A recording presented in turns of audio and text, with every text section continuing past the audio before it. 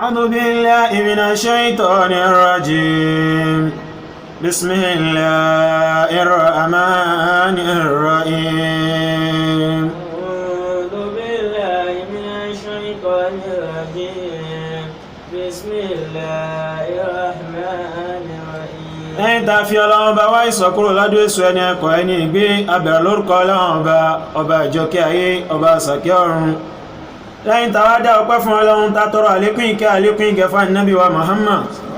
àlékún àánú ọlọ́run ọba kó máa lọ bá gbogbo àwọn olóore wa, àwọn tó kọ́ wa, àwọn tó tọ́ wa, àwọn tó rè wa, àwọn tó bí wa.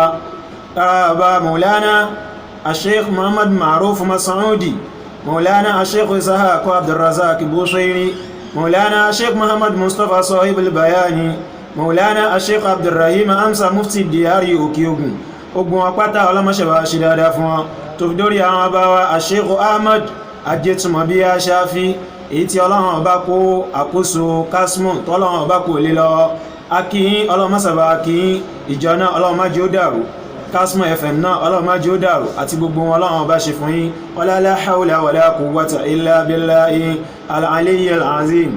èyí tí a fẹ́ bára wa sọ nínú ọ̀rọ̀ òun náà ni al-islam wa hallul mashakili al-mujtama'iyya, Islam and resolution to societal conflicts. Islam tí ṣe ẹ̀sìn àlàáfíà, ojú wo ló fi wo gbogbo wàhálà àti irúgúdù tó ń ṣẹlẹ̀ láwùjọ wa, láwùjọ mùsùlùmí ni àti nínú ayé lápapọ̀. tá bá wá nídìí ogun, tá nídìí àṣeyọrí, tá fẹ́ bọ́ nínú wàhálà náà, tá fẹ́ bọ́ nínú kọ́nflíktì tá wà níbẹ̀, kí láwà lò? òun náà ni ká padà sára Islam.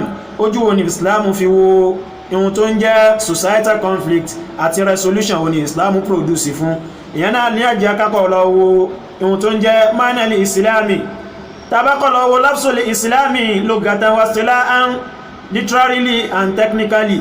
Islam wọ́n mú látara fi'li aslama yuslimu islaman, yóò máa jẹ́ ankoda yunkidu inkodan. ìtumọ̀ rẹ̀ lọ́dọ̀ àwọn elédè ohun tí wọ́n bá ní aslama ay ankoda, ó ń túnmọ̀ wípé dakhala fi dinil islami awi silimi, èyàn wọ inú ẹ̀sìn àlàáfíà, inú ẹ̀sìn ọlá, ó wá ń ṣe ẹ̀sìn náà. ay dakhala ilal islami, tàbí kó wọnú islamu kó máa ṣe islamu.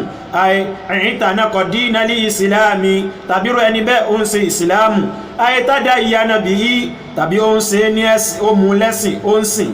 ay khada'a lima arada Allahu, tàbí irú ẹni bẹ́ẹ̀ ó tẹríba fún àṣẹ Ọlọ́run nínú tọ́lọ́run bá ń bùkátà lọ́dọ̀ rẹ̀. ay sallama amrahu ilallahi, tàbí irú ẹni bẹ́ẹ̀ ó fi ogbó ọ̀rọ̀ rẹ̀ ó fi lọ́lọ́run bá lọ́wọ́. ay fawwadahu lillahi. amma istilahan, ṣùgbọ́n nínú technically bá ṣe wá ń lò nínú èdè, òun náà ni nínú ẹ̀sìn wa, òun náà ayúntà ń jẹ́ al-Islam, òun ni dinun samawiyyun, ẹ̀sìn tó wá láti sánmà lọ́dọ̀ Ọlọ́run Ọba. dinun tawhidiyyun, ẹ̀sìn tó ṣe ipò òun náà ló ń júwe ìmọ̀ Ọlọ́run Ọba lọ́kan fún wa. da'a ilayhi Muhammadun sallallahu alayhi wa sallama, ẹ̀sìn tó ṣe ipá Nabi wa Muhammad náà ló pèpè síbẹ̀. fi Makkatal Mukarrama, nínú Mákkà alápọ̀nlé. fi matla'il qarni as-sabi'i al-miladiyyi, ní bẹ̀rẹ̀ 9th century lànàbí 7th century lànàbí wa Muhammad ti pèpè sínú Islam. wa huwa qa'imun ala al-iman, tàbá ní Islamu dúó lórí ihun tó ń jẹ́ ìgbàgbọ́ Ọlọ́run Ọba. al-imanu billahi, ìnígbàgbọ́ sí Ọlọ́run. wal yawmil akhir, àti ọjọ́ ọgbẹ̀ndì al-qiyama. wa yartaqisu ala khamsati arkani, bákanáà Islamu wá dálé lórí orígun ẹ̀sìn márùn. èyí tó wá fi náà ìyá ti ń ohun yóò máa jẹ́ agbègbè kan. agbègbè wo ni? agbègbè at-tawhidi, òun náà ni agbègbè ìmọ̀ Ọlọ́run Ọba lọ́kan. kí ni wá ní àwọn orígun márùn náà? alákọ̀ọ́kọ́ ń bẹ òun náà ni ash-shahada, tí í ṣe testimony, belief in oneness of Almighty Allah and the prophet, which is Muhammad sallallahu alaihi wasallam, and all other messengers from Almighty Allah. ká nígbàgbọ́ sọ́lọ́run, ká sì nígbàgbọ́ sí gbogbo àwọn òjíṣẹ́ Ọlọ́run Ọba àtànẹ́bùwà Muhammad tó parí gbogbo àwọn ànẹ́bí Ọlọ́run. bákan náà ẹlẹ́ẹ̀kejì ń bẹ as-salatu kéèyàn máa kírun, as-sawmu kó máa gbààwẹ̀ nínú oṣù Ramadan, as-zakatu kó máa yọ sàká, al-hajju kó lọ sílé Ọlọ́run tí í ṣe Mákà tọ́lọ́run bá fún lágbára. Wàhú eléyìí là ń pè ní at-tawhidi ìmọ̀lọ́wọ̀n ọba lọ́kan lágbègbè al-ibadatu báwo láti máa jọ́sìn fọ́lọ́wọ́n ọba àwọn nǹkan márùn-ún ìlú rọ̀ mọ́. wà mọ́ ni ó wà lè mùsùlùmí ta bá wá pé èèyàn ní mùsùlùmí ta ni ẹni ta lè máa ràn kàn wípé ó lè jẹ́ mùsùlùmí. òwà máa ń ṣe ìdá irú ẹni bẹ́ẹ̀ lẹ́ni tó nígbàgbọ́ tó jẹ́rìí wa yaqirru billahi rabban tó gbọ́ lọ́wọ́n ọba lọ́lọ́run wa ilahan wahidan tó gbà wípé òun náà ni ọba ọ̀kan ṣoṣo wa yunfi ar-rububiyya wal uluhiyya li ghayrihi gbogbo báwo la ṣe fẹ́ sí Ọlọ́run ọba pátá ó kọ̀ fún gbogbo ohun tó bá ti yàtọ̀ sí Ọlọ́run ọba wa yattakhisul islama dinan irú ẹni bẹ́ẹ̀ wá mú ẹ̀sìn Islam ó mú lẹ́sìn tí ó máa sìn láti fi rí ìyọ́nú Ọlọ́run ọba wa yatba'u Muhammadan nabiyyana rasulan sallallahu alayhi wa sallam ó wá gba nabi wa Muhammad ó gbà ní òjíṣẹ́ Ọlọ́run ó gbà lánàbí Ọlọ́run irú ẹni bẹ́ẹ̀ la lè pè ní mùsùlùmí. wa yattakhidul Qur'ana kitaba hidayatin ó wá gba al-Qur'ani ó gbà ní ìwé ìmọ̀nà léyìí tó ṣe pé náà lèyìn ó tọ́ lèyìn ó rìn ọ̀nà rẹ̀ téyìn ó fi láṣeyọrí láyé àti níjọ́ gbéńdàlù kìyàmà. wa yuhdi arkanal islami al-khamsa bákan náà gbogbo orígun ẹ̀sìn Islam márààrún pátá ó wá ń ṣe gbogbo ẹ̀ eléyìí ni agbègbè at-tawhidi awil akida ara ìmọ̀ Ọlọ́run ọba lọ́kan tó bá ti ń sin márààrún tó gba Ọlọ́run ọba gbọ́ àti gbogbo àwọn orígun yẹn pátá irú ẹni bẹ́ẹ̀ a máa pè ní olùgbàgbọ́ òdodo. wà fi iná iyàtì lè mu'amalati bákan náà lágbègbè human transaction báwo la sì fẹ́ bá àwọn èèyàn ṣe báwo la sì fẹ́ bá kìrìsìtẹ́nì ṣe báwo la sì fẹ́ bẹ́lẹ́bọ ṣe ẹni tí ó kì í ṣẹlẹ́sìn wa báwo la sì fẹ́ bá ogun wọn ṣe. al-muslimu ẹni tá a lè pè ní mùsùlùmí huwa man salima an-nasu min lisanihi òun náà ni ẹni tí gbogbo ayé pátá tí wọ́n là láti ara ahun rẹ̀ kò kí ń fi ahun bú wọn kò kí ń fa ahun bá ti wọn jẹ́. wa yadihi bákan náà gbogbo ayé là níbi ọwọ́ rẹ̀ kò kí ń fi ọwọ́ rẹ̀ sí ayé ní sùtá.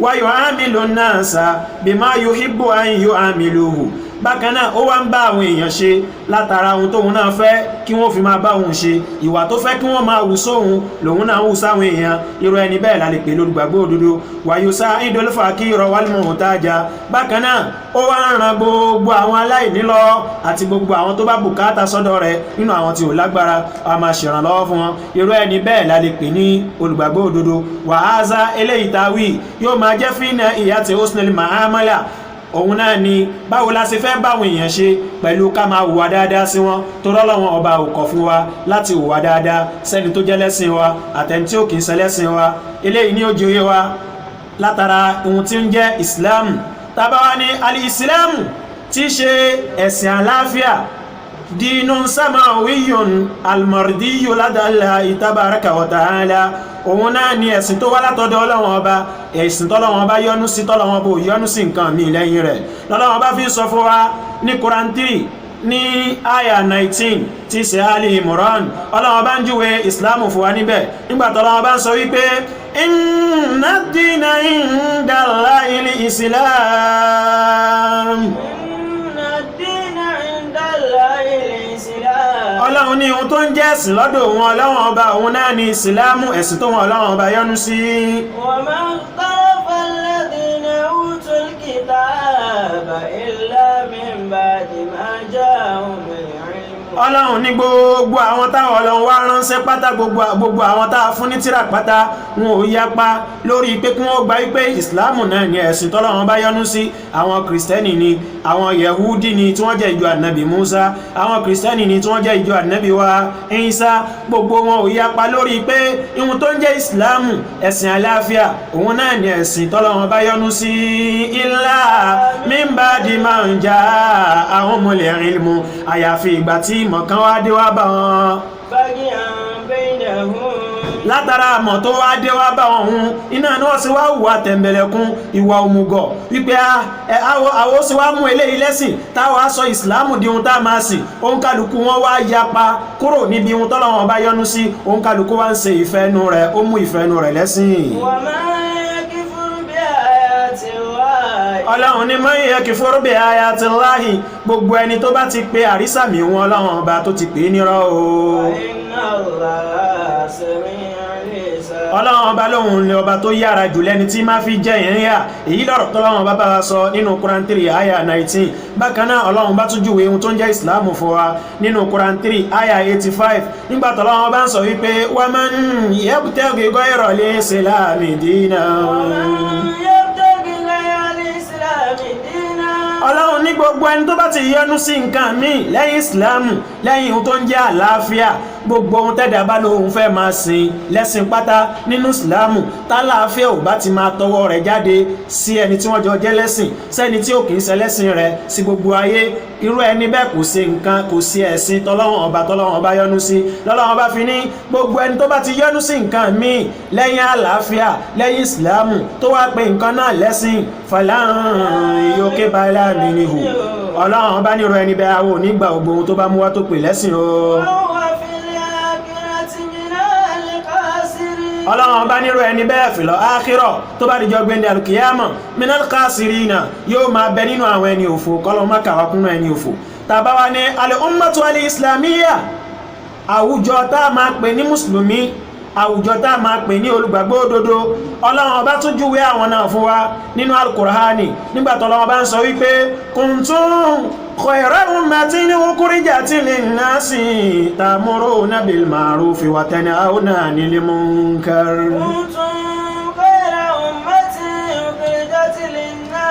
ọlọ́run ọba jọ iye wa nínú al-Qur'ani wípé ẹ̀yin olùgbàgbọ́ òdodo ẹ̀yin mùsùlùmí ẹ̀yin náà ni ìjọ tó fi ń dájú nínú gbogbo generation ẹ̀yin ni ìjọ tó fi ń dájú ní àwùjọ ayé pátá o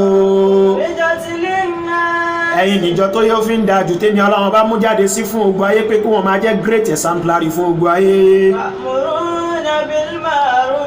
ọlọ́run bá wá gbé àwọn òṣùwọ̀n mẹ́ta kalẹ̀ tá a fi máa jẹ́ àwùjọ tó fi ń dájú ẹ̀sìn tó fi ń dájú láàrin gbogbo ayé pátá ọlọ́run ní alákọ̀ọ́kọ́ mẹ́ ta'muruna bil ma'rufi a máa pàṣẹ dáadáa pé káwọn èèyàn máa ṣe dáadáa wa tanhawna 'anil munkar ọlọ́run ní a tún máa kọ̀ fún gbogbo ayé pé kí wọ́n má ṣe aburú bẹ́ẹ̀ bá ti ń ṣe dáadáa ń tọwọ́ ẹ̀ jáde tó tún wá ń kọ̀ fún gbogbo ayé pé aburú lélẹ́yìí ẹ má débẹ̀ tóun ní òsì sí aburú òun ni irú ẹni bẹ́ẹ̀ làwọn ẹni rí wa tu'minuna billahi ẹlẹ́ẹ̀kẹta ń bẹ̀ tá a fi máa mọ olùgbàgbọ́ òdodo tá a fi máa mọ a good muslim òun náà ni wípé yóò jẹ́ true believer sọ́lọ́wọ́n ọba ẹni tó nígbàgbọ́ sọ́lọ́wọ́n ọba tí ò mú nǹkan mi mọ́ lọ́hún. wala amana ahlul kitabi ọlọ́run ní gbogbo àwọn tá a wá fún ní tírà pátá tí ó gba àwọn ànẹ́bí ọlọ́run deliver message fún tó bá ṣe wípé lórí position yìí náà ni wọ́n wà ní wọn ò ṣe nǹkan míì wọ́n ń ṣe dáadáa wọ́n tún pàṣẹ kí àwọn èèyàn má ṣe aburú wọ́n sì tún wá nígbàgbọ́ sọ́lọ́run ọba tó bá ṣe pé lórí nǹkan mẹ́tẹ̀ẹ̀ta yẹn ni wọ́n wà ní.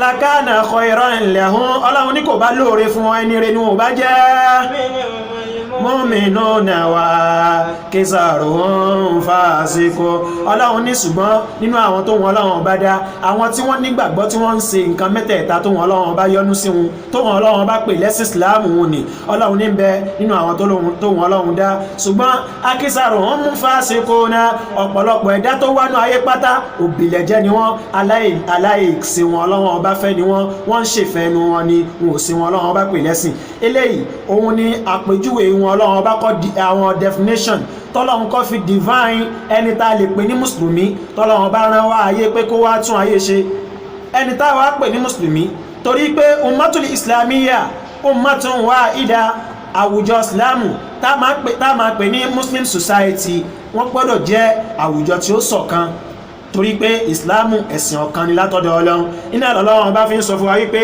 inna asihi ummatukum umma ìjọ ẹ̀yin mùsùlùmí gbogbo mùsùlùmí tọ́lọ́run bá ní kí wọ́n máa bẹnu ayé pátá ọlọ́run ní ummatun wahida ìjọ kan ní ìjọ tó ṣe wípé ó dúró lórí àṣọ ó dúró lórí ọ̀kan tí ìṣọ̀kan gbọ́dọ̀ wà láàrin wọn ọlọ́run ní wa ana rabbukum èmi ọlọ́run ọba lọ́ba yín o fàtẹ́kù ní ẹ̀páyé èmi ọlọ́run ọba báyìí lọ́lọ́run ọba ṣe wá ṣàlàyé àwa mùsùlùmí ṣé àwa mùsùlùmí tèní ṣàwájú àwọn mùsùlùmí tàná tí wọ́n ti ń bọ̀ tí wọ́n ń ṣe ìsìláàmù àwọn the most earlier muslim lójú ayé ànábì wa Muhammad. Àwọn tọ́lọ́wọ́n bá ń ròyìn fún wa nínú Suratul Fatih nígbà tọ́lọ́wọ́n bá ń júwe àwọn mùsùlùmí tàná fún wa. Ọlọ́run ní Muhammadu Rasulullahi walladhina ma'ahu ashidda'u 'alal kuffari. Ọlọ́run ní Muhammadu Rasulullahi. Muhammadu Rasulullah. Ọlọ́run ní ànábì wa Muhammad yẹn ò jẹ́ nǹkan kan ju òjíṣẹ́ Ọlọ́run ọba lọ tẹ́mi Ọlọ́run ọba rán sí ogun ayé.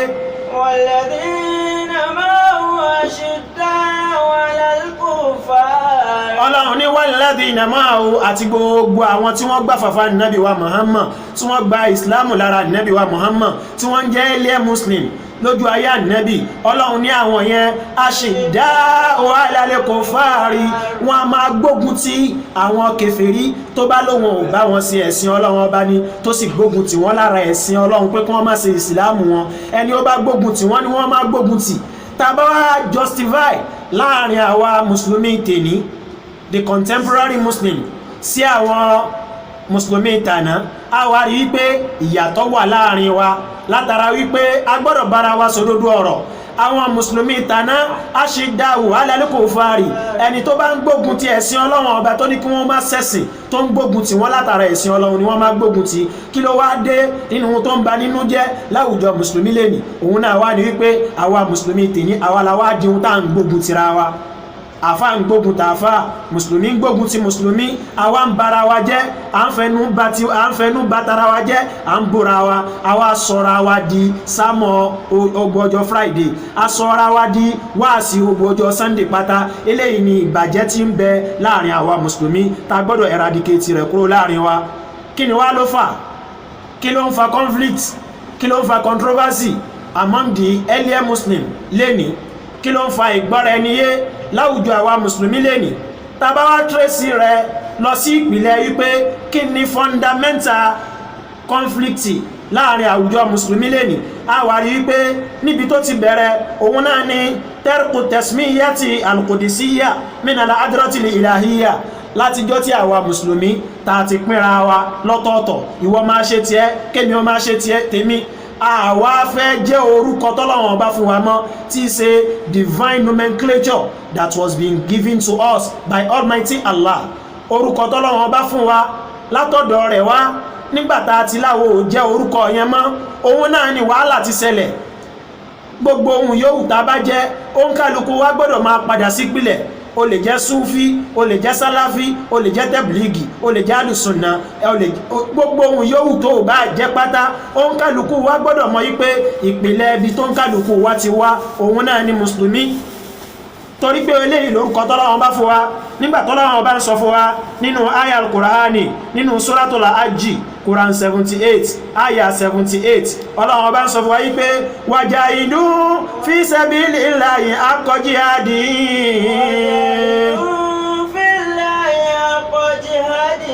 Wajahidu fillahi haqqa jihadihi. Ọlọ́run ní ẹ máa jagun sójú ẹ̀mí mi Ọlọ́run ọba ojú ọ̀nà wo ni? Ojú ọ̀nà ìsìláàmù. Ẹ jẹ́ káyé ó mọ ìsìláàmù látara yín. Kí ni ń jẹ́ ìsìláàmù? Òun náà ni peace. Kí ló ń jẹ́ ìsìláàmù? Òun náà ni love. Kí ló ń jẹ́ ìsìláàmù? Òun ni harmony, ìfọ̀kànbalẹ̀, ká nífẹ̀ẹ́ ara wa, mercy, ká ṣàánú ara wa. Ohun tó ń jẹ́ mùsùlùmí tó ń jẹ́ ìsìláàmù látọ̀dọ̀ Ọlọ́run ọba nìyẹn. Ọlọ́run wá ní lórí ojú ọ̀nà ìṣe ọ̀kan, ìnífẹ́ ara yín, ìṣe àlàáfíà láàrin ara yín, òun ní ká ẹ máa pèpè sí o.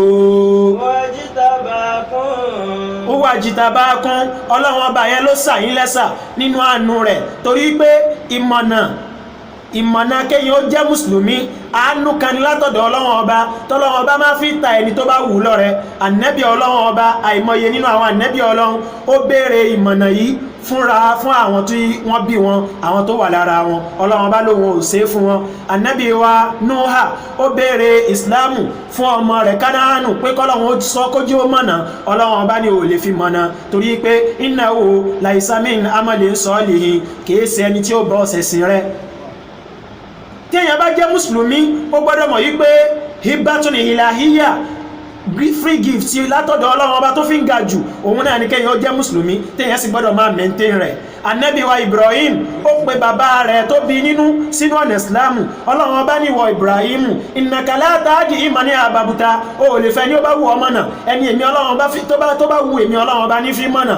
Ànábì wa Muhammad ẹ̀gbọ́n bàbá rẹ̀ Abu Talib ó pe sínú Islamu wípé kó òun náà ó ṣe Islamu. Ọlọ́run ọba ní ìwọ Muhammad ẹni èmi Ọlọ́run ọba bá fi mọ̀nà ní ó mọ̀nà, látara wípé ìdáyà ni látọ̀dọ̀ Ọlọ́run, ìmọ̀nà ní Islamu látọ̀dọ̀ Ọlọ́run, ẹni Ọlọ́run bá fi mọ̀nà ló lè mọ̀nà.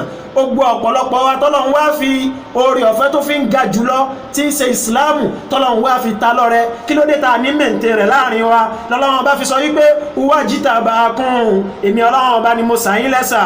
wa ma ja'ala alaykum fid-dini min harajin. Ọlọ́run ọba ní ma ja'ala alaykum fid-dini min harajin, gbogbo ohun tí ń jẹ́ ẹ̀ṣẹ̀ àwọn Ọlọ́run ọba òfin sínú ohun tó ń jẹ́ ẹ̀sìn Ọlọ́run ọba fún yín o. Ojú ọ̀nà wo ni millata abikum Ibrahim, ojú ọ̀nà tó ṣe wípé òun náà ni ojú ọ̀nà baba ńlá yín Imamul Muwahhidina, aṣíwájú gbogbo ẹni ó mọ Ọlọ́run ọba lọ́kan tí ṣe Ànábì wa Ibrahim. wa sammakumul muslimin huwa yẹn ó tún padà sí inú dọ̀míru huwa jitabakun huwa Allahu sammakumul muslimina. Ọlọ́run ọba ní èmi Ọlọ́run ọba ni mo sọ yín ní mùsùlùmí pé ẹ máa jẹ́ ẹni tó nígbàgbọ́ sí mi Ọlọ́run. min qablu, tipẹ́tipẹ́ tí àwọn oníkéwú tí wọ́n bá lo min qablu tí mi yan tí ó bá ṣiṣẹ́ arful jarri lára rẹ̀, yóò máa kọ́bùlù níbẹ̀ yẹn yóò máa jẹ́ lè gáyà.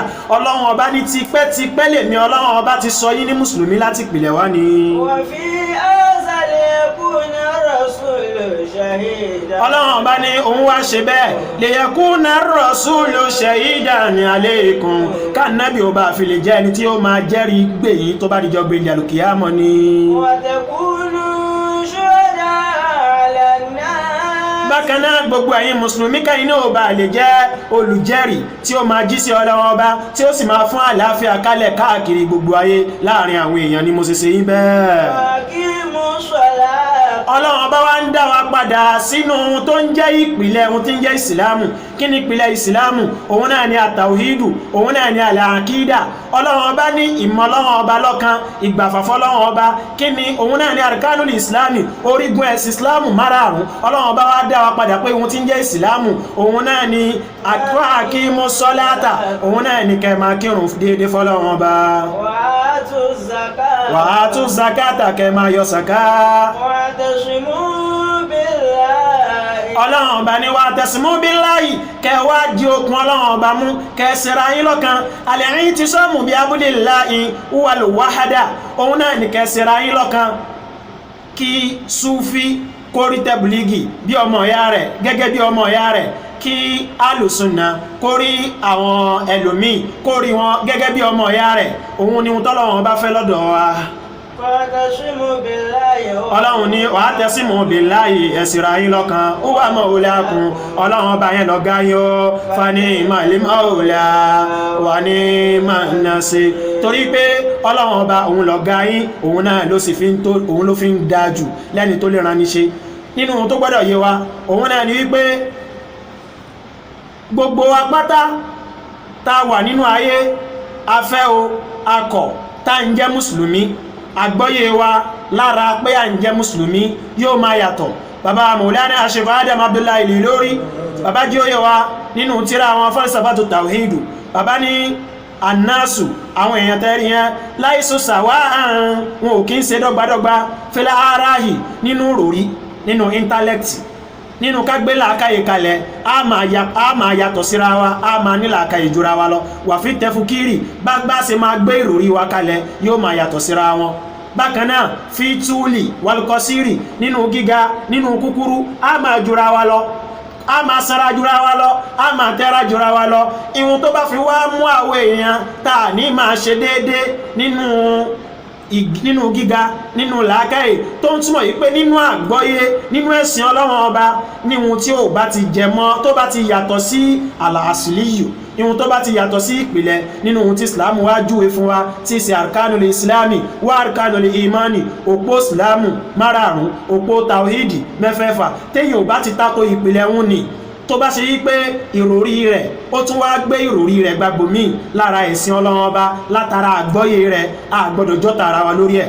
ìyẹn ni ọ̀jọ̀gbọ́n fi sọ yí pé inna li kulli firqatin minal firaqi al-islamiyya, gbogbo àwùjọ islamu pátá, society tó ń bẹ lábẹ́ umma islamu, lábẹ́ ìjọ islamu pátá, gbogbo àwa ìjọ yìí a máa yàtọ̀ síra wa. gbogbo ń kálukú wa láwá ní ìjàbíyà, lání pọ́sítífù, wásàlbíyà, lání nẹ́gẹ́tífù. lára ohun tá a máa fi tábà ti wá mọ̀ yí pé ó ń kálukú ló ní ohun tó ń contribute sẹ́sìn, ó ń kálukú ló ní positive effect tiẹ̀, ó ń kálukú náà ló sì ní negative effect tiẹ̀. a máa wá padà sínú ìpìlẹ̀. kí làwọn ìpìlẹ̀ yẹn? òun náà ni al-i'tisamu bi hablillahi, òun náà ni ká di okùn Ọlọ́run Ọba mú tí í ṣe al-wahda, ká ṣera wa lọ́kan, al-hulfa, ká bára wa ṣe ní ọ̀kan, awil ìláàfù tàbí ká ṣọ̀kan, àfẹ́ al-ikhtilafu, ìyapa ẹnu láàrin ara wa.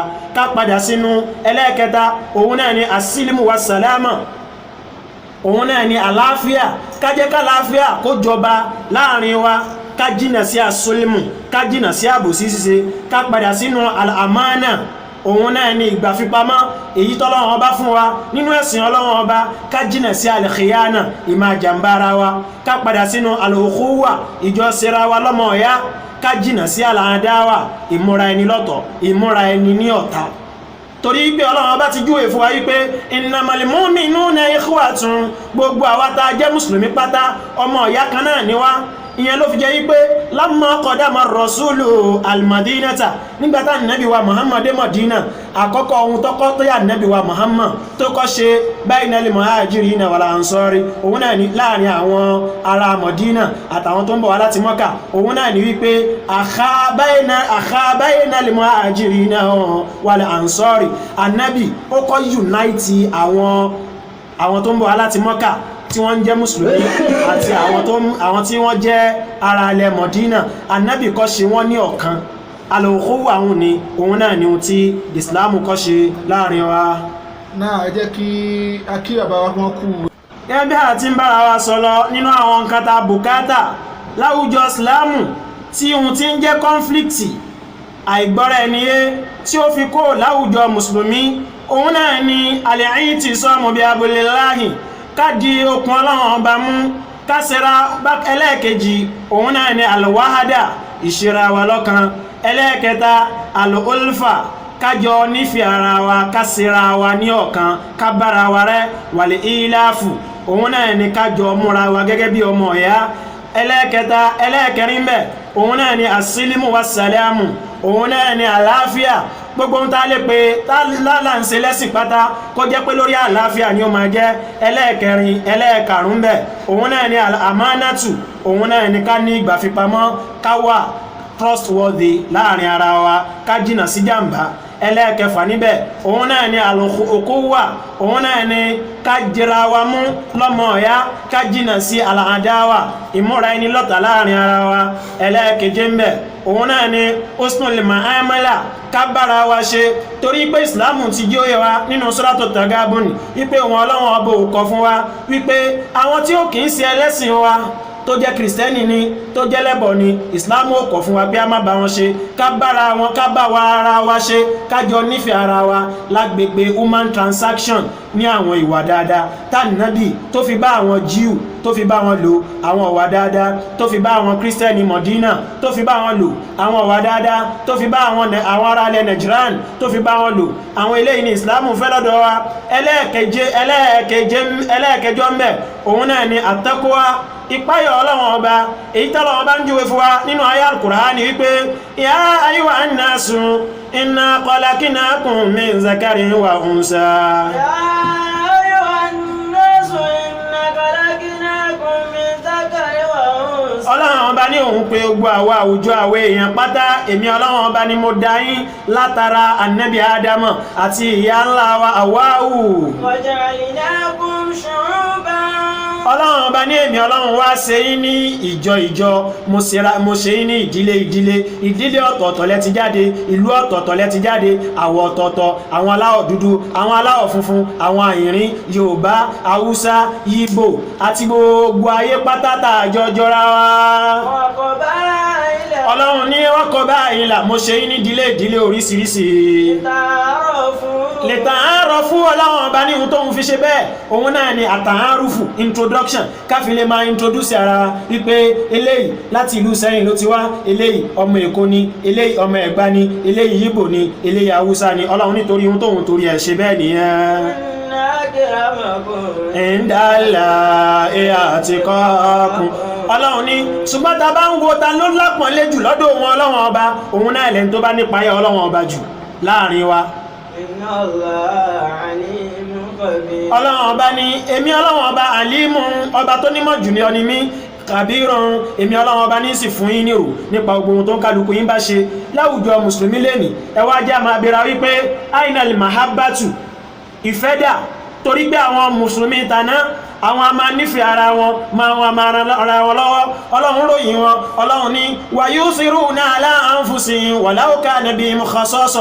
Àwọn mùsùlùmí tàná wọn a máa nífẹ̀ẹ́ ara wọn, wọn a máa fúnra wọn ní, kódà wọn a tún máa fúnra wọn ní ohun tí wọ́n bùkátà sí. Torí pé ńgbà tí Islam dé Mọ̀dínà, oníyàwó méjì ó fẹ́ni tí ò ní, onílé méjì ó fẹ́ni tí ò ní nǹkan kan. Báyìí làwọn tàná ṣe lò. Ọ̀rọ̀ ọ̀hún ti wá di wọ́dà nọ́pọ̀sìtì lẹ́ni, ó wá dà gẹ́gẹ́ bí wípé àwa mùsùlùmí tòní aṣídáhù àlá anfusina ay aṣídáhù alal mu'minin. Mùsùlùmí tòní ó wá di wípé àwa mùsùlùmí ara wa láwájọ́ ń gbógun tira wa, ọ̀rọ̀ ara wa la wá ń dáyẹ̀yẹ ara wa kalẹ̀ lójú social media, ọ̀rọ̀ ara wa la ń dáyẹ̀yẹ ara wa kalẹ̀ nínú ayé léyìí tọ́lọ́wọ́n bó fẹ́ láàrin wa. Wa ainal mahabbatu, ìfẹ́ tí Islam wá ń pèpè síbẹ̀ òun dà láàrin àwa mùsùlùmí. Aina ta'atufu, àánú tọ́lọ́wọ́n bá ní àjọ máa ṣe fúnra wa, àánú yẹn dà láàrin àwa mùsùlùmí. Wa tarahumu, kájọ máa kẹ́ra wa láàrin àwa mùsùlùmí òun dà lẹ́nì. Wa tawadudu, kájọ nífẹ̀ẹ́ ara wa láàrin àwa mùsùlùmí òun dà lẹ́nì. Sebele ìlànà Muhammad ti jí òye wa nínú ọ̀rọ̀ rẹ̀ wípé masalul mu'minina, àpèjúwe àwọn mùsùlùmí láàrin ara wọn, fi tawaddudihim, níbi kí wọ́n máa nífẹ̀ẹ́ ara wọn, wa tarahumihim, kí wọ́n máa ṣèkẹ́ ara wọn, wa ta'atufihim, kí wọ́n máa ṣàánú ara wọn, mislul jasadi, wọ́n dà gẹ́gẹ́ bí odidi ara kan ní aljasadul wahidu, ara ẹyọ kan tó ṣe wípé ìsáṣtáka mini òdòwòn tí oríkèé ara kan tó bá ń fura mọ́ ìnira tùdáàlà ó sa'irul jasadi bis sahari wal huma, gbogbo ẹ̀yà ara yòókù pátá àwọn náà wọ́n máa pèpè lọ síbi ìnira tí ó ń ṣe oríkèéríkèé ara ẹni. wọ́n jọ máa wá ṣàìsùn lóru ni, wọ́n jọ máa ṣàárẹ̀ ni. Kí ló wá dé táwa mùsùlùmí tèní táàjọ máa rara wa lọ́wọ́?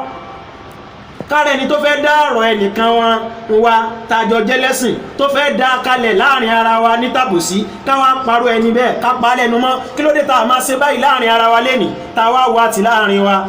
Eléyìí ni Ọlọ́run bá ló wọn ọ̀fẹ́ láàrin wa.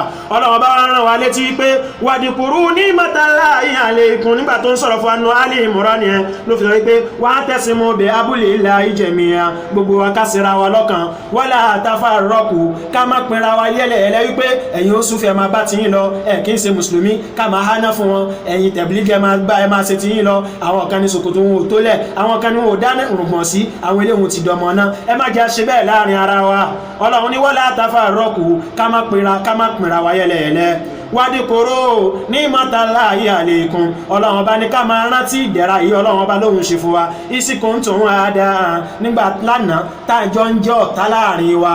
Àwọn Ọlọ́run bá rán wa létí àwọn ará ilẹ̀ Mọ̀dínà tó yẹ pé wọ́n máa gbógun tira wọn ní kí Ànábì ó tó débẹ̀. Ọlọ́run ní gbogbo yín pátá ẹ rántí wọn báwọn náà ṣe ń gbógun tira wọn lánàá, ṣùgbọ́n gbà tá Ànábì débẹ̀ wọ́n ṣera wa lọ́kan. Àwa mùsùlùmí tèní náà gbogbo wa pátá, gbogbo àfáàyè ẹjẹ́ á pèpè sínú ọ̀kan kí gbogbo wa mùsùlùmí gbogbo view yóò tó bá ní tí ò bá ti kọjá arkanul islami, orígun ẹ̀sìn àláfíà, arkanul imani, tó kírun tiẹ̀ ní tó gbérun tiẹ̀ kúrò lópó márùn kó sọ́dọ̀ pó mẹ́fà, gbogbo eléyìí tí ò bá ti ṣe bẹ́ẹ̀ mùsùlùmí jọ ní gbogbo wa ọlọ́run ní ẹjẹ́ arántí àná fàlàfà bayna qulubikum ọlọ́run bá ní ṣe bí ń gbàtẹ́ ń jẹ́ ọ̀tá lánàá ṣe bí ẹ̀mí ọlọ́run bá ní mo ṣe ẹ̀mí mo ṣe ọkàn yín lọ́kan fàásìbátun bi ni'mati ikhwana gbogbo yín pátá ẹwàjọ di ọmọ ìyá ara yín torí pé wáádà ìjọ ọ̀kan unity among the Muslim ìwọ̀n ọlọ́run ọba fẹ́ ni torí pé ọlọ́run ọba wa khaliquna wahidun ọba wa tó dá wa ọ̀kan ṣoṣo ni lọ́lọ́run ọba sọ fún wa ní Suratul Baqara àyà 163 ọlọ́run ní wa ilahukum ọlọ́run ọba tó dá yín ilahun wahidun ọba ọ̀kan ṣoṣo ni la ilaha illa huwa ar-rahmanur rahim ọlọ́run ọba ní kò sí ẹlòmíà fún wọn ọlọ́run ọba àjọkẹ́ ayé ọba tí ó kẹwàá láyé mi tí ó tún kẹwàá níjọ́gbé ìdàrú kìyàmọ̀ bákan náà kíbúlátùná wahidatun Káàbà tá ń dojúkọ ọ̀kan ṣoṣo ni ọlọ́run bá sọ fún ànábì ní Suratul Baqara àyà 144 wípé fawalli wajhaka shatira li masjidil harami eré ànábì máa dojúkọ ilé ọlọ́run ọba àbíwọ̀ tí ṣe Káàbà yẹn wa aisuma kuntum gbogbo àyíká ìtẹ́bá wà pátá ẹ̀ wá ráyè tẹ́ fi jókòó láti kírun báyẹ̀ wà lórí nǹkan ọgbùn yìí ni fawalli wujuhakum ẹ máa kọjú gbogbo dájú bí tẹ́ bá ti wà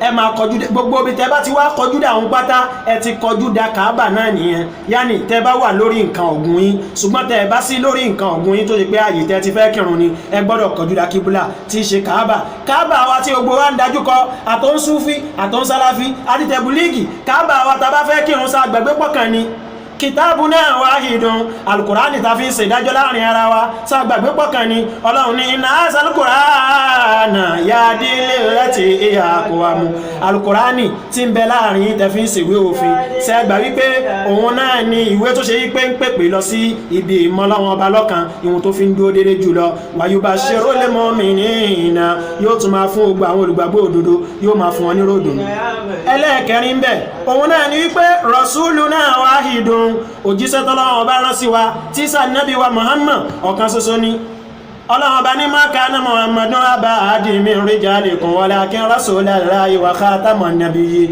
ọlọ́run ní ànábì ìwọ̀n tó jẹ́ láàrin yín òun náà ni òjíṣẹ́ ọlọ́run ìwọ̀n ànábì jẹ́ láàrin yín òun náà ni the seal of the prophets ẹni tó ṣe wípé òun náà ni ìparí gbogbo àwọn ànẹ́bí ọlọ́run ọba tọ́lọ́run náà wáyé gbogbo àwọn ànẹ́bí ọlọ́run náà ọ̀kan ṣoṣo ni wọ́n ò mú nǹkankan míì wá tójú ìsìláàmù lọ lọ́lọ́run bá fi ń júwe fún wa nínú amana rasulu nínú Suratul Baqara ní àyà 285 ọlọ́run wá ń sọ ọ́bọ̀ alátòkè níbi láti bí amana ọlọ́run wá bá débi wípé wala tufarriqu bayna ahadin min rusulihi ẹ má máa sòpinya láàrin gbogbo àwọn òjíṣẹ́ ọlọ́run ọba torí pé ọ̀kan ṣoṣo ni gbogbo wọn gbogbo ibi tí ta ti wá pàdé ta ti ń jẹ́ ọ̀kan ó pọ̀ ju ibi tí a ti ń yapa ara wa lọ a ń yapa ara wa látara àwọn àgbọ́yé bóyá látara ìmọ̀ gbogbo ibi ta ti wá ń pàdé níbi ìyapa ara wa níbi àgbọ́yé yẹn kò gbọ́dọ̀ máa bí ọ̀tá láàrin ara wa a gbọ́dọ̀ síra wa lọ́kan a gbọ́dọ̀ bára wa rẹ́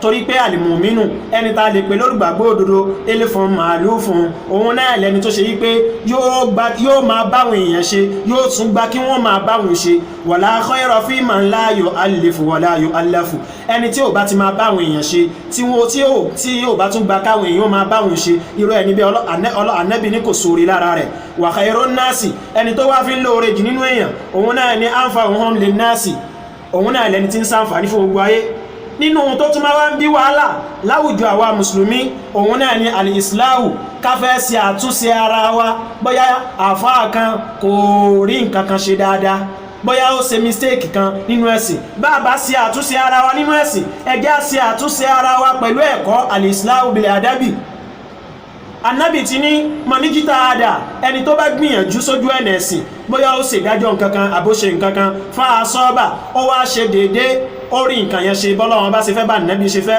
wàláwọ̀ ajírání irú ẹni bí yóò máa ní ẹ̀san méjì wà mọ́ ní jìtà ádà ẹni ó bá wá gbìyànjú fàáktọ́à irú ẹni bẹ́ẹ̀ wá ṣe mistake fàláwọ̀ ajírún wáhìdù irú ẹni bí ó tún máa ní ẹ̀san ẹyọkan ẹni ó bá ṣe tó dá yóò máa gbẹ̀san méjì ẹni tó bá wá ṣe tó wá ṣe tí ó ṣe mistake tí nǹkan yóò wọlé yóò tún gbẹ̀sẹ̀ kan káwo bí Islam ṣe dáa tó torípọ́lá wọn bá ti júwe ilé yẹn fún wa ní Al-Qur'ani tọ́lọ́run ní innal hasanati yusibuna sayyiati dáadáa ta bá ṣe lò wọn lọ́wọ́ bó máa fi ìrésì aburú ta bá ṣe eléyìí ní Islamu àti ohun tọ́lọ́run bá wá fẹ́ lọ́dọ̀ wa.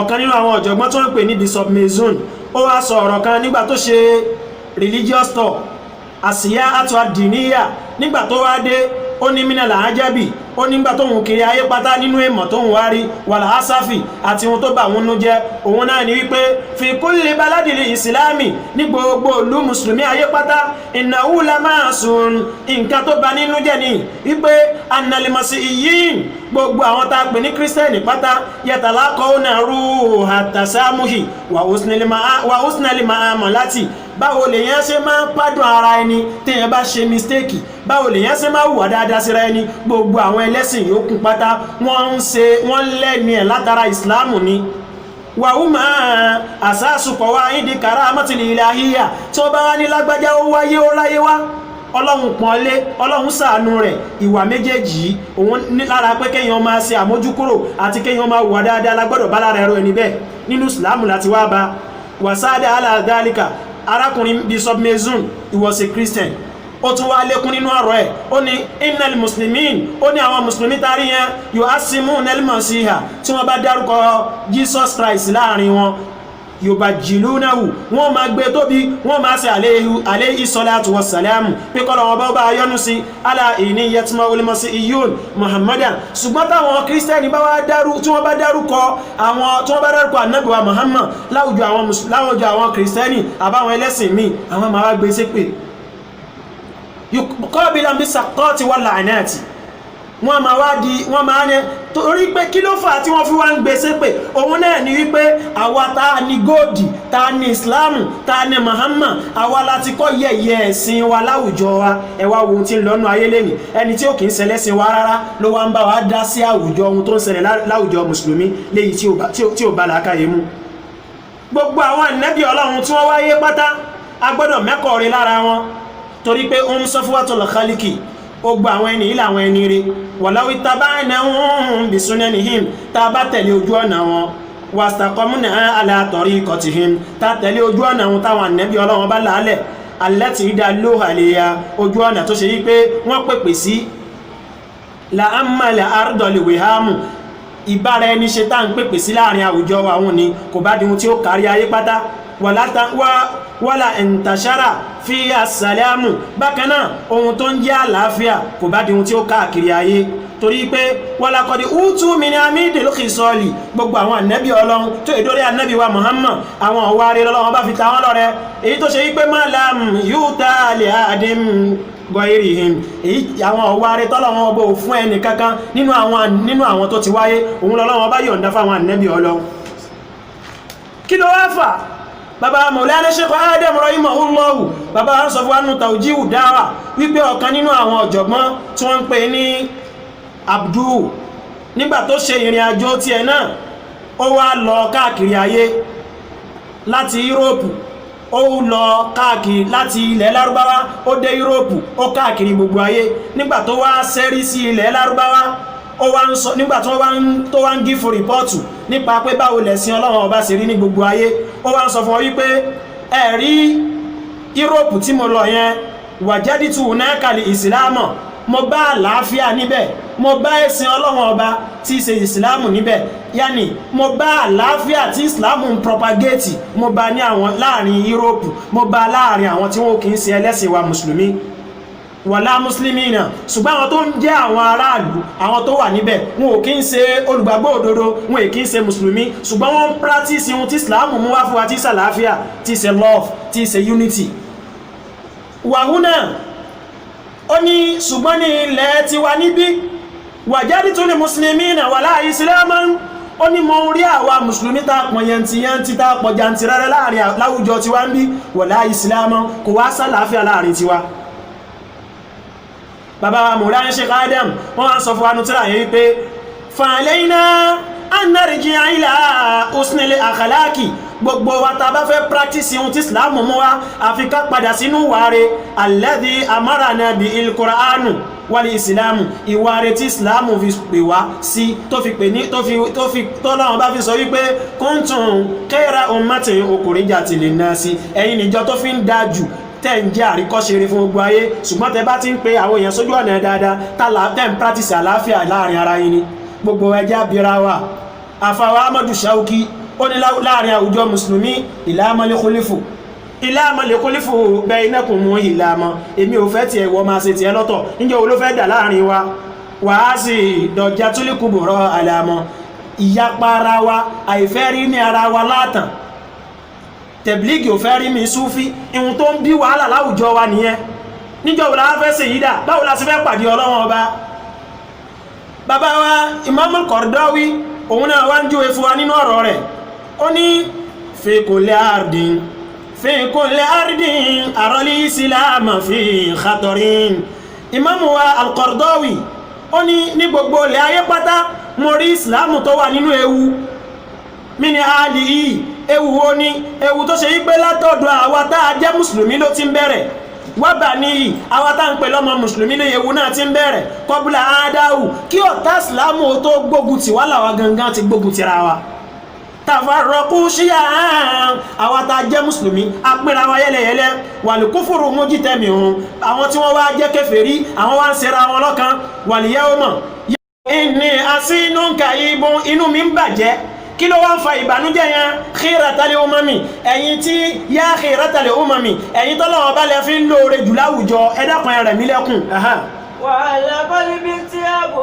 sábàbá sí kọ́ mi. ìbànújẹ́ gbanú ọkàn mi ìbànújẹ́ wọn ló wá ń bí àárẹ̀ sínú ọkàn mi. òkè wá kọ́líbí màlíù bí àsìkò mọ̀nà. mo wá ń sunkún ẹkún ń pa mí kí ni ìbànújẹ́ tó gbinú ọkàn mi òun ló ń bà mí nú jẹ́. àlìmí rashidi sàìdí mi kò mọ màmí. ẹ dẹ́kun ẹni tí ó bá mi pa omijé ojú mi rẹ́ omijé ẹkún mi òun tí ó bá mi kun tí ó bá mi kó kúrò ń bẹ̀. fasábàgùn sí nílà alúdìní sí karani. ẹ̀sìn Ọlọ́run ọba yìí ní ń pa mí lẹ́kùn bí sílámù bí àṣírí àlàáfíà mọ́lá.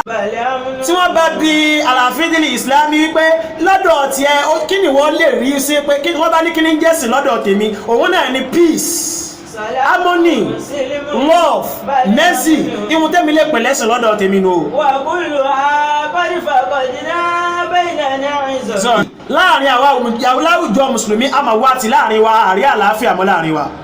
kùn síbà náà Muhammad ṣe fi ìsìláàmù lẹ̀ láàrin wa kó tó lọ nìyí. inú ní àmánà tí wọ́n mùsùlùmí àmúni wa. gbogbo àfá ayé pátá ṣe ta gbàgbé wípé àmánà ní ìsìláàmù ta gbà àmọ́ ó gbógun ti ìsìláàmù tó ní ká má practice ìsìláàmù òun lọ ta wa lánàá. wà bá dúdẹ̀ ní ọmọ àdáhùn olùbàdàn. àwa mùsùlùmí láti dọ̀tá ara wa lónìí láàlá. ẹ dẹ́kun gbogbo àfá ayé níjọ́ tá a bá pàdé àná Muhammad kí láwí fà nẹ́bì náà sáà ní bí ó ṣe ṣẹ̀sìn tiẹ̀ kalẹ̀ ní kó tó lọ nìyí ni. fèrè àṣírí ẹsẹ̀ sí àlùnà àdínì ìlìkìyàmí. fèrè àṣírí ẹsẹ̀ àlùnà àdínì ìlìkìyàmí. tá nẹ́bì bá ń bi wáyé pé báwo lẹ ti ṣe ìsìláàmù sígbà tí ìsìn bẹ̀ mọ́ kí la fẹ́ sọ fà nẹ́bì o. màsánà kúlù ìsánà lẹ́kọ́. abirawa náà ní péjọ abá pàdé ànẹ́bì wa Muhammad kí láwí fún alamuyani alukurani wá ní gbogbo ẹ̀yin mùsùlùmí ayé pátá sí ò tí ìtásìkò ní alamuyani lilladina amanu an takhsha qulubuhum li dhikrillahi gbogbo àwa mùsùlùmí ayé pátá sí ò tí ìtásìkò tá padà sínú ihun tí Ọlọ́run bá ń pè ní ìsìláàmù tí í ṣe àlàáfíà ayé tá bá fi lè padà sínú ìfẹ́ tá bá lè máa padà sínú ìmọ̀ bára wa ṣe tá bá lè máa pardon ara wa níbi àṣìṣe tá bá ṣe tá bá ti kọjá ìpìlẹ̀ ìsìláàmù tí í ṣe arkanul islami tí í ṣe pillars of Islam àti pillars of faith tá bá ti kọjá bẹ́ẹ̀ á là ṣèyọrí láyé.